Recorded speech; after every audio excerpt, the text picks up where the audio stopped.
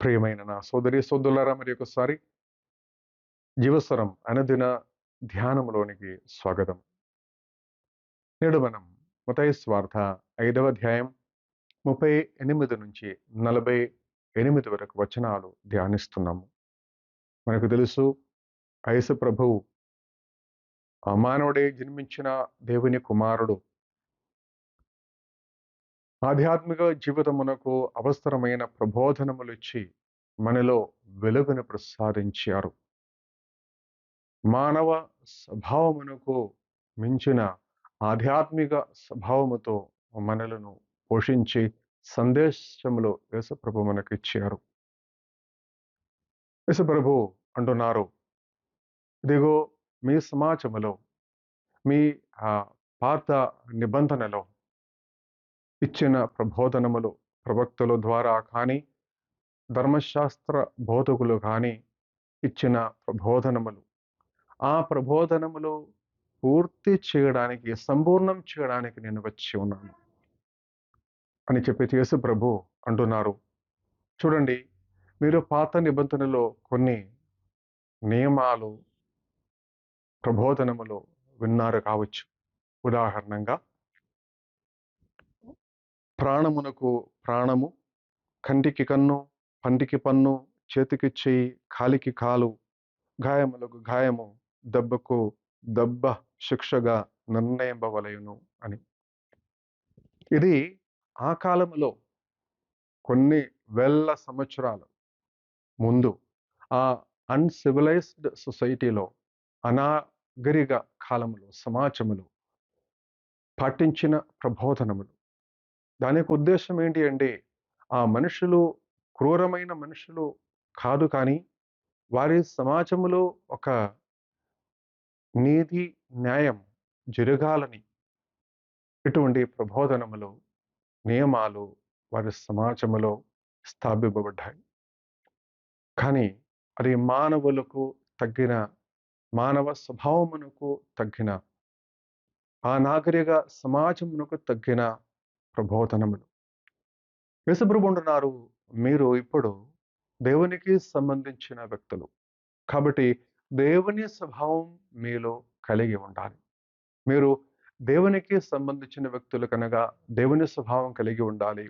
మరి దేవుని స్వభావం ఎట్లా ఉంది?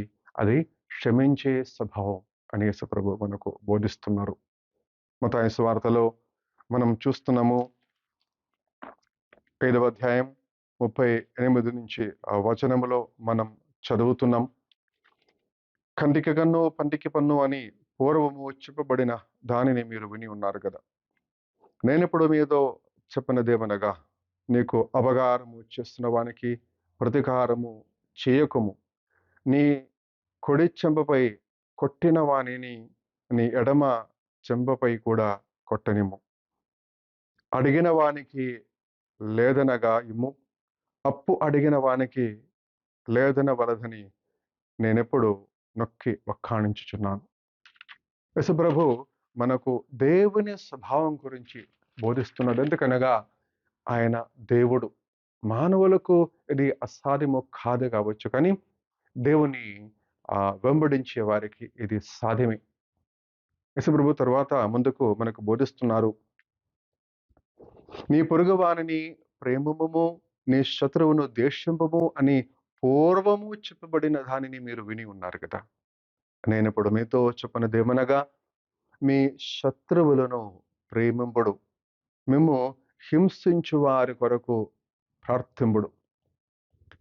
క్రైస్తవులకు ముఖముద్ర ఈ యొక్క సందేశము. ఎందుకంటే దేవుడే మనకు బోధించిన ఒక ప్రబోధనం ఇది. ఇది మానవుల ఊహమునకు మించిన ఒక కార్యం ఇది. కానీ దేవుడు బోధిస్తున్నారు, మీ శత్రువుల కోసం ప్రార్థన చేయండి, వారి కోసం వారిని మీరు ఆశీర్వదించండి అని యేసుప్రభు బోధిస్తున్నారు. ఇది దేవుని యొక్క స్వభావము. యేసుప్రభు ముందు మనకు బోధిస్తూ ఉంటున్నారు, అప్పుడు మీరు పరలోకమందున్న మీ తండ్రికి తగ్గిన బిడ్డలు కాగలరు. ఏలైనా ఆయన దుర్జనులపై సజ్జనులపై సూర్యుని ఒకే విధముగా ప్రకాశింపచేయుచున్నాడు. సన్మార్గులపై దుర్మార్గులపై వర్షము ఒకే విధముగా వర్షింపజేయుచున్నాడు. ఇది దేవుని స్వభావం. దేవుని స్వభావం. దుర్జనులకు, సజ్జనులకు ఒకే విధముగా దేవుడు అనుగ్రహాలు కురిపిస్తున్నాడు. మీరు కూడా అలాగనే ఉండాలని, లేకపోతే మీ ప్రత్యేకత ఏంటి అని యేసు ప్రభు అడుగుతున్నారు. మిమ్ము ప్రేమించు వారిని మాత్రమే మీరు ప్రేమించినచో మీకు ఎటువంటి బహుమానము లభించును. మీ సోదరులకు మాత్రమే మీరు శుభాకాంక్షలు తెలియచేసినచో మీ ప్రత్యేకత ఏమి? పాపులు సహితము ఇట్లా చేయుటలేరా? అని చెప్పేసి యేసు ప్రభు అంటున్నారు. మీరు సకల జాతి జనులకు, సకల మానవులకు, వారు మీ మిత్రులైనా, మీ శత్రులైనా వారిని ప్రేమించండి అని బోధిస్తున్నారు. చివరికి యేసు ప్రభు అంటున్నారు, మీరు ఇవన్నీ ఎందుకు చేయాలంటే మీ తండ్రి ఆయన పరిపూర్ణుడు. కాబట్టి మీరు కూడా పరిపూర్ణులుగా ఉండాలని. 48వ వచనం, పరలోకమందున్న మీ తండ్రి పరిపూర్ణుడైనట్లే మీరును పరిపూర్ణులుగా ఉండాలి. మీరు కూడా పరిపూర్ణులుగా ఉండాలి. ప్రియ సోదరి సోదరులారా, ఈ తపస్సు కాలంలో ఈ సందేశమును మనం ధ్యానిస్తాము. దేవుడు మనల్ని ధారాళముగా దీవించును గాక.